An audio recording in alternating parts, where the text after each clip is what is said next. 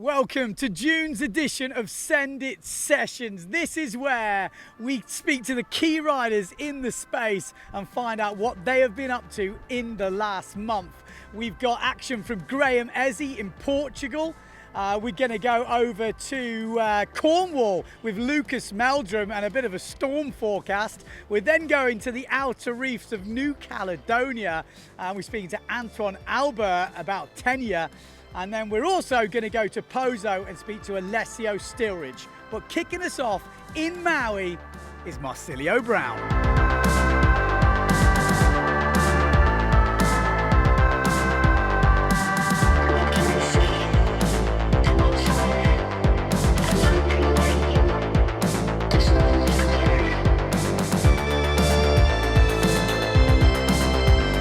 Had a really good start of the summer so far for us here on Maui. Up until May, early June, we had strong wind non-stop and a lot of back-to-back north swells. We were pretty much sailing all the time, and Hokipa was good throughout that whole early summer period.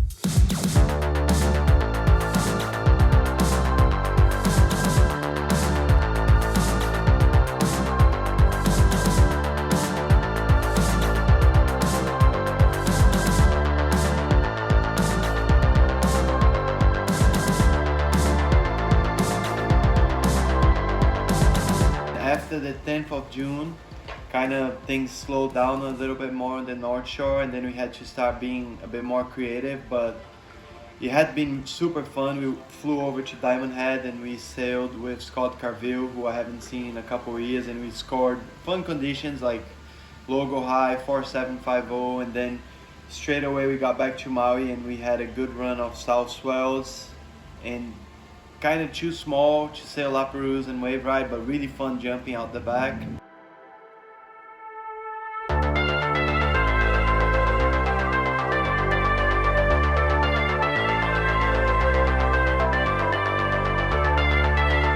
So no complaints. We pretty much haven't stopped, and I think there is a lot in the horizon for this upcoming week. The only hard thing is whenever there is a south swell, it kind of happens to be the same time we got north swells at Hokipa, so it's good on both sides at the same day or not good anyway, so that's a decision we'll be having to make.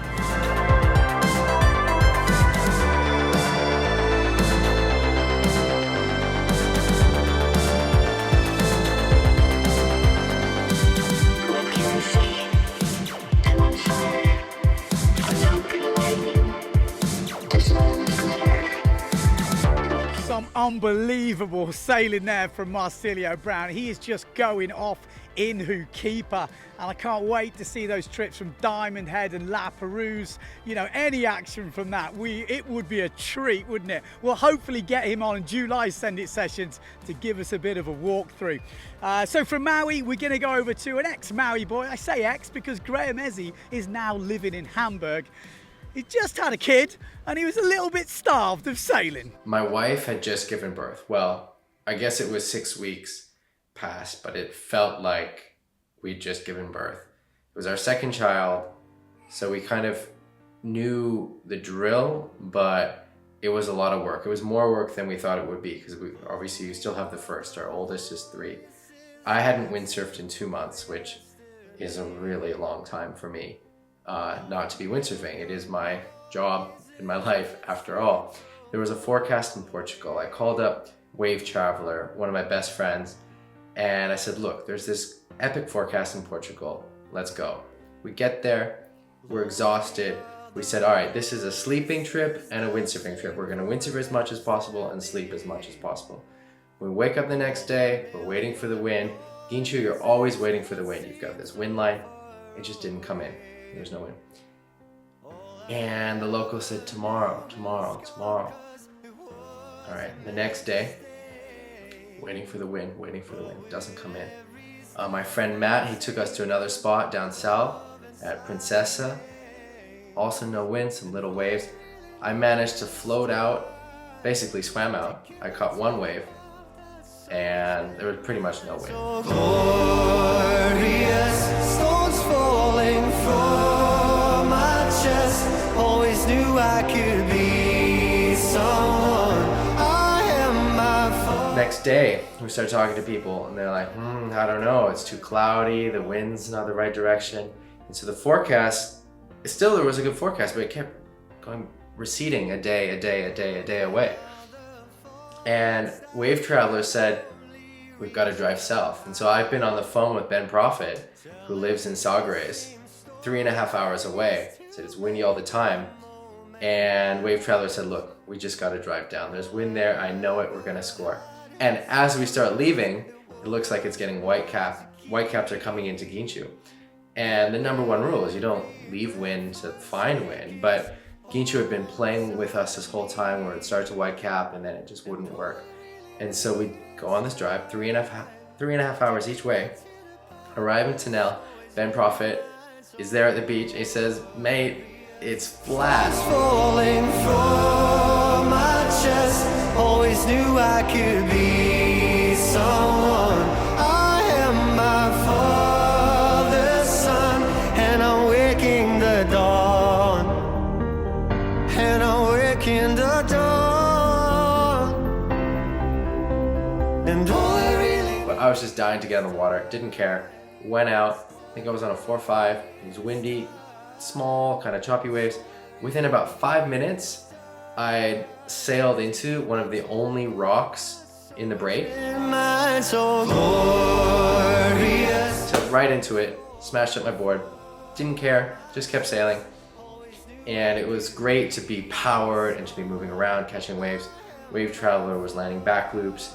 He was having fun. And I'm waking the glorious stones falling from my chest. Always knew I could be someone. I am my father's son, and I'm waking the dawn. Next day, it's another Ginchu day. We've driven back up to Ginchu, and it's playing with us again. It's coming in, it's coming in, it's not coming in, but the waves are up. It's about mast high, and it's playing with us. It's playing with us. The wind line's coming in, and I just decided, the sun's starting to go down. I decided I'm going to rig. I'm going to sail. The local said there's not enough wind to sail. I said, well, not with that attitude.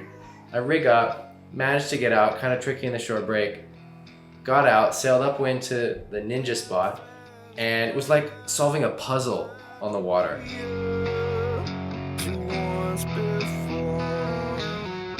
Don't hear the signs, they're only giving you tired stride.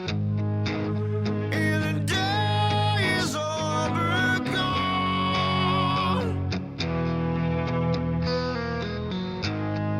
Give me dazzling. After that day in Ginchu, I was finally satisfied, but maybe satisfied is the wrong word. The edge was taken off, but I was even more hungry. I had tasted blood, and I wanted a really good windsurfing session to close out the trip. And as luck would have it, the forecast for the next day was looking really good, but not Ginchu. It was looking really good in the north. And Matt, my friend in Portugal, knew about a secret spot that we could go to, which was another few hours north. We get to this spot, and it's clear that it's a pretty good wave. I've never seen a wave like that in Europe.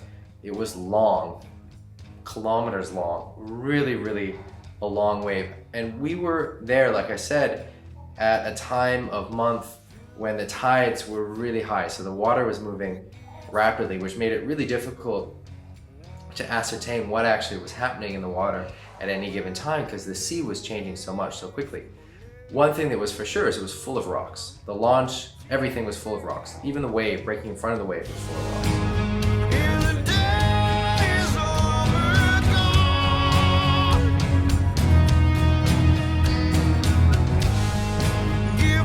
It's one of the most amazing waves I've ever had in Europe. It was incredibly difficult on this day because it was changing every 20 minutes, so I could never get settled. Every time I felt like I was getting used to the wave, it would change. And sometimes it was throwing, and it was a great, powerful section. And sometimes it was crumbly. A lot of times it was crumbly. Sometimes you'd have a lot of shoulder to do turns on, and then a section opening up. And the wave just went on forever. The footage doesn't really show it because you can only film a certain amount, but the wave continued on into the bay, and I could have kept going on for a long time, and on some of the waves I did.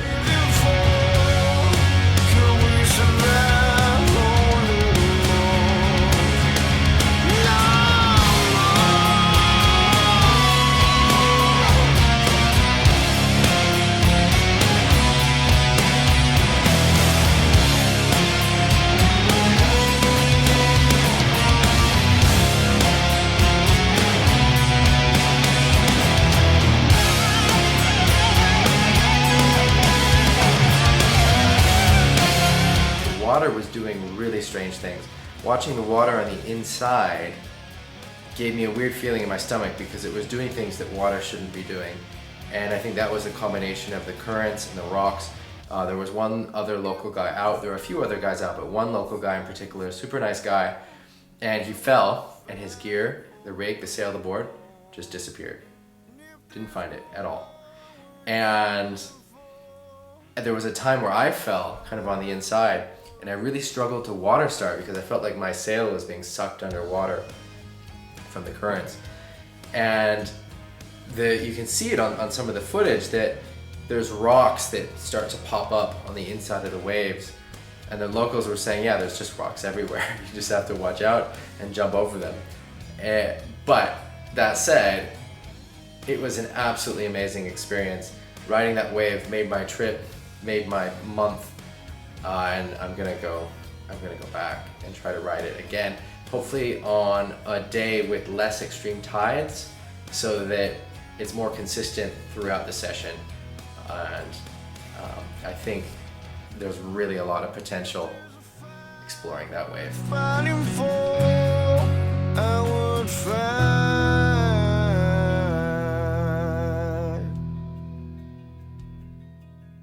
Now that's a full story. I love that sort of documented story. If you like that, let us know in the comments. And I can't wait to maybe try out that wave, as Graham Ezzy discovered a secret wave in Portugal. We'll see if he comes back. So from Graham Ezzy, we're going to go over to the UK. Lucas Meldrum going storm chasing. I've been living down in Cornwall for university in Falmouth Uni. So it's been really amazing to be living down at the end of England where we get a lot of wind and a lot of waves. Towards the end of my time there, sort of late spring, we had a big storm, which is pretty much the last one of the season.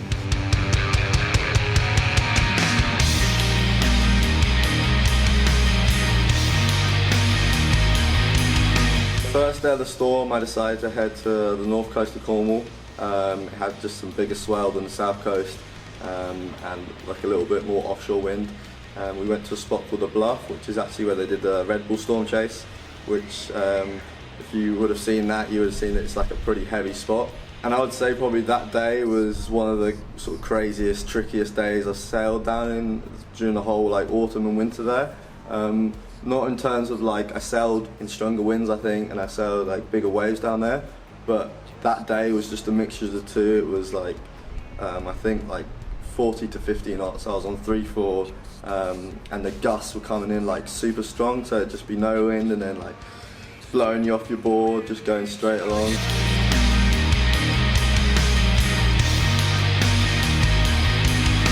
Judge not, least you may be judged. Judged by me. Judged by me. But yeah, I just found it really tricky, mainly because that spot, the wave just jacks up like all of a sudden.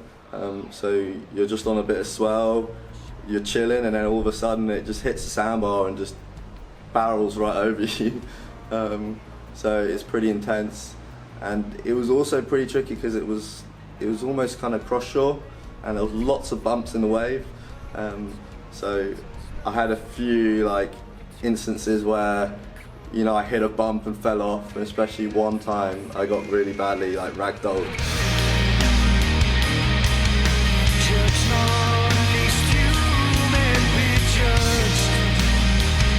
Day after, there was still like plenty of wind and waves left over, but actually like a little bit too much waves for most of the spots. So most of the spots were just like onshore, like huge, closing out. So we had to drive like an hour or so north to a different spot. The spot was like a little bit more protected, so the waves were like coming in, but obviously they lost quite a bit of the size once they got in. So it was a little bit smaller than we were hoping for, but it was still like really fun. The waves were just so clean because the wind was blowing like almost straight offshore, like it was really offshore, which was tricky. But then once you're on the wave, you're just going down. And on that particular day, there was so many really nice like aerial sections where you could just like pop out and get some nice airs. So that day was really fun.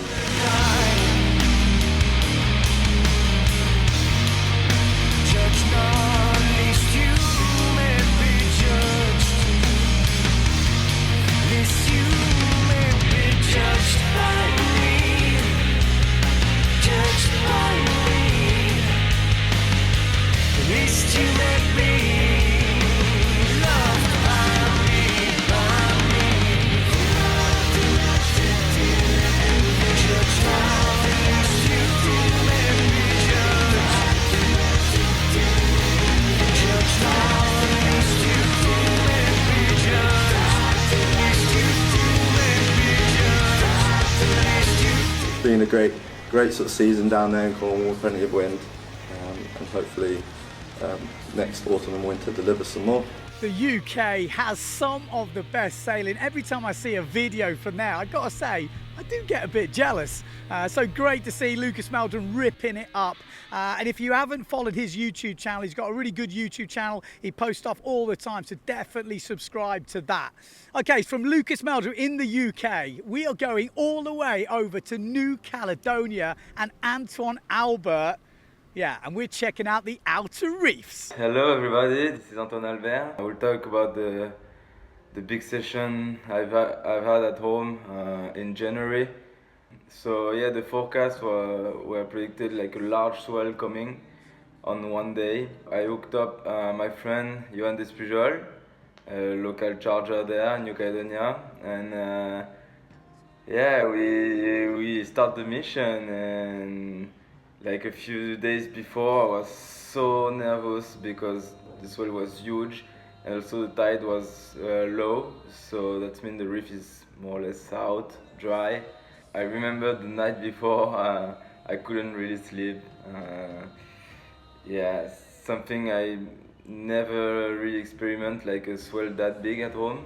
So the morning I went to his home because he has the boat to go to the reef. We don't have like really safety crew like in Jaws or whatever. We just have like the boat. First time in my life I grabbed like an impact vest to go to the reef because I was so scared, and to get a minimum safety, you know, it's better than nothing. Yeah, so we drove all the way. Like Tenia, it's not in town. You have to drive 45 minutes to an hour north to arrive to the beach where you can launch the boat on the water. And then once the boat is on the water, you still have like half an hour almost to arrive to the wave. So it's a pretty long road.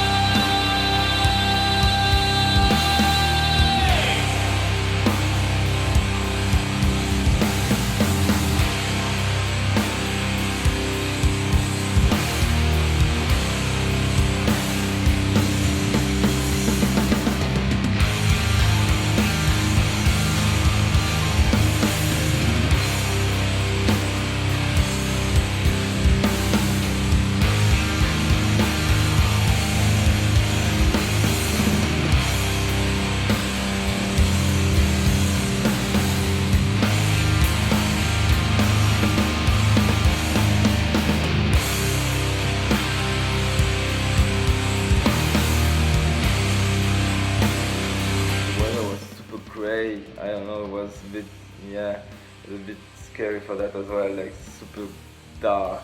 I was telling myself, okay, I made the mission, I'm here, the conditions are quite special. Yeah, let's try, let's try and see how it is. And so I rigged up first. I rigged my 4.5 with I have a special boat from Caledonia, 70 liters, custom made by Istanbul. So I went with this gear, somehow made it to the peak, and I wait like maybe 1 or 2 minutes, and just one of the biggest waves of the day arrived, my first wave, and yeah, I had no choice than taking it, and dropping, and the wave was so clean, but so fast. I don't know, it was like, it feels like time is stopping when you're in this kind of wave. Like, it's super smooth, the bottom turns like you're like 1,000 miles an hour. It's crazy, and it's also so scary because I was like, fuck, if I crash here, whoa, I don't know.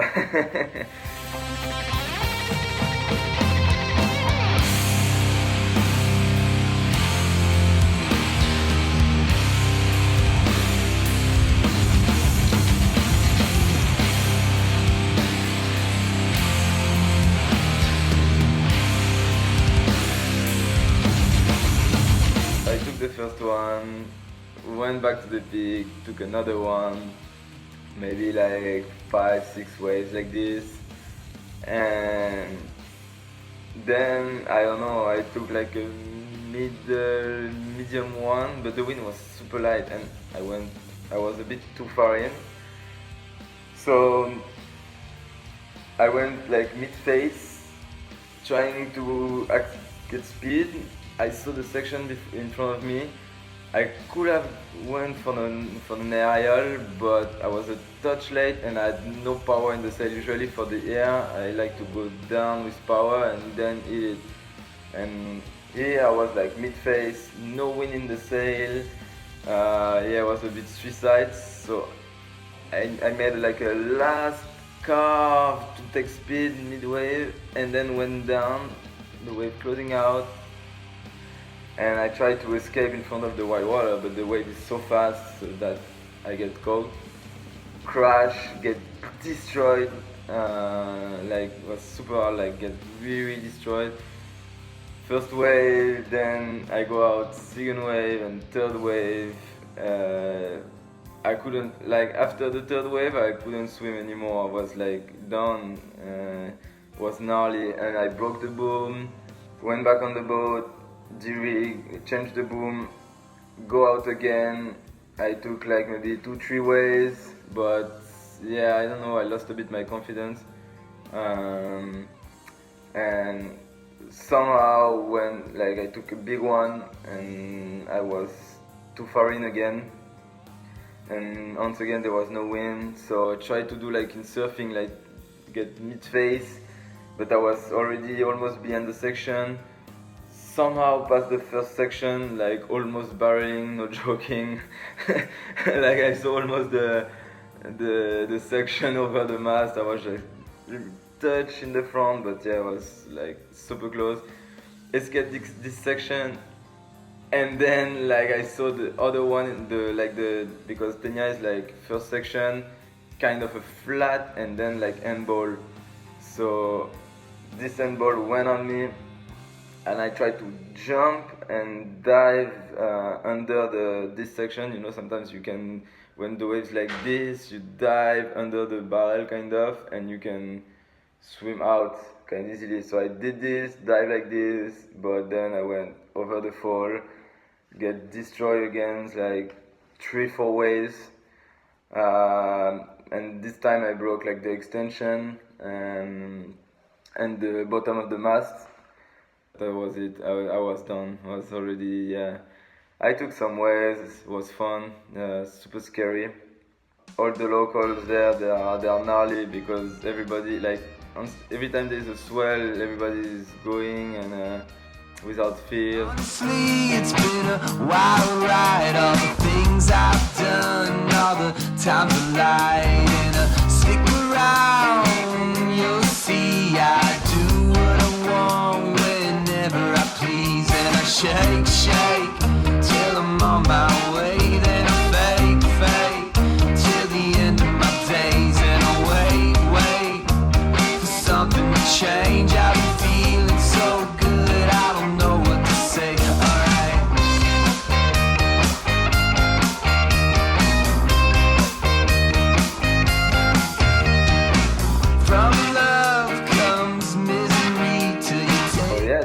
for the session in at home in January. Right now I'm in Gran Canaria. It's been like over a month. I'm back in Europe. Shake, shake, till I'm on my way, and I fake, fake, till the end of my days, and I wait for something to change. I've been feeling so good, I don't know what to say. Alright.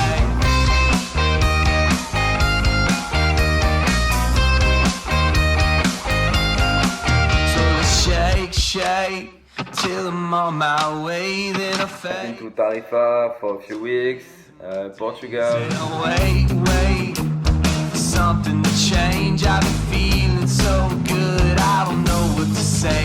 And I shake, shake, till I'm on my way. Then I fake, fake, till the end of my days. And I wait, for something to change. I've been feeling so good, I don't know what to say.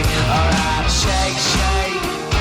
I'm doing kind of video reports every week, more or less, about my trip to Europe. So yeah, if you're interested, you can just check my YouTube channel and stay tuned. Every week I will release a new video about where I am and what I'm doing. So yeah, stay tuned, guys.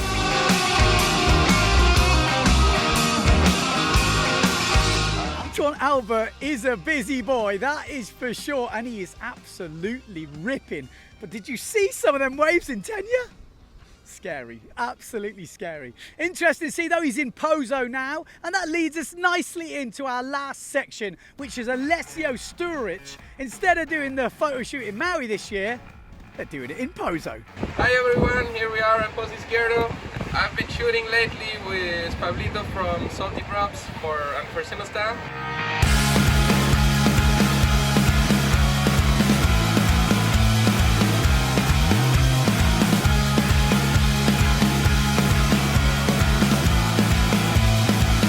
It was nice to take advantage of those days and yeah, go for power shooting with Pablo.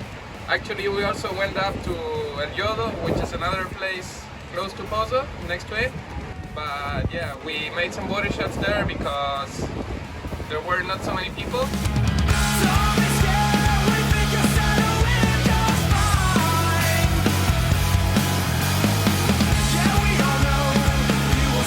While shooting, actually, with the cameraman, we were like making, when I had a good move and I wanted to know if he recorded it, I just made like a thumbs up.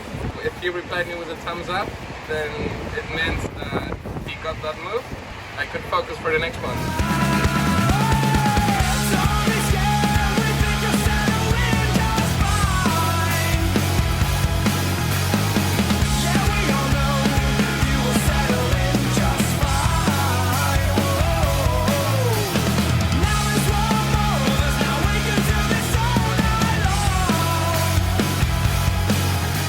Sessions were really nice because the waves were huge and the wind was quite strong and there was still not so many crowds as now.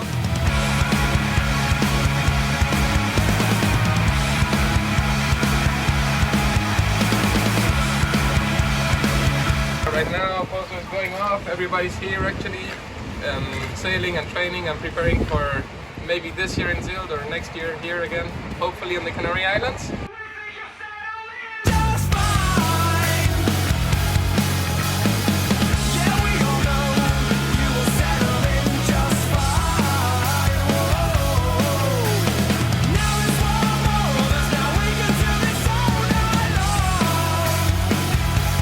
Alessio Sturridge is a ripper and good to see him on the new gear on his home spot because he can push the level so hard.